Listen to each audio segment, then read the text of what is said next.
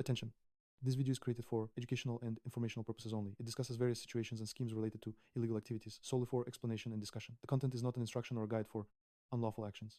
The author of the channel does not support, encourage, or justify illegal behavior and is not responsible for any use of this information.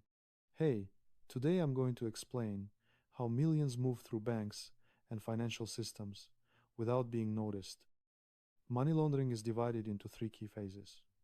These are placement, layering, and integration.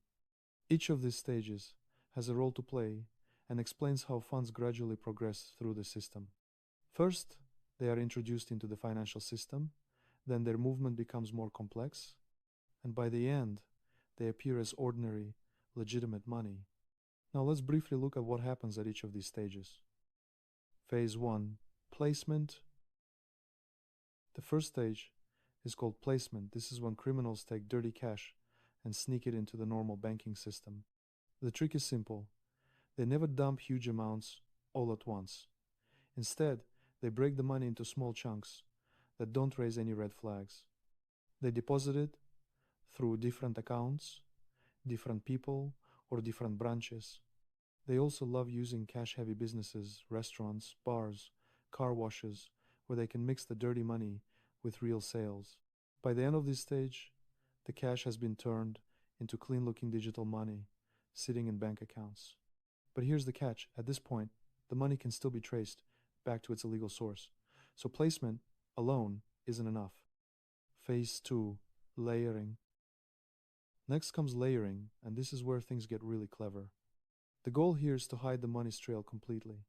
Criminals move the funds around like crazy, from account to account, bank to bank, and often from country to country.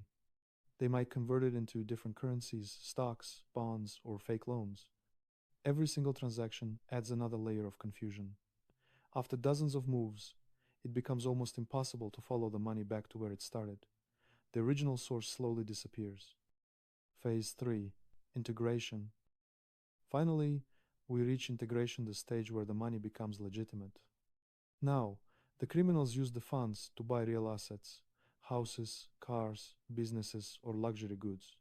They create perfectly normal-looking investments and transactions that give the money a clean story. At this point, the money or assets are fully integrated into the legal economy. They come with proper paperwork and look exactly like money earned the honest way. No one can tell the difference anymore.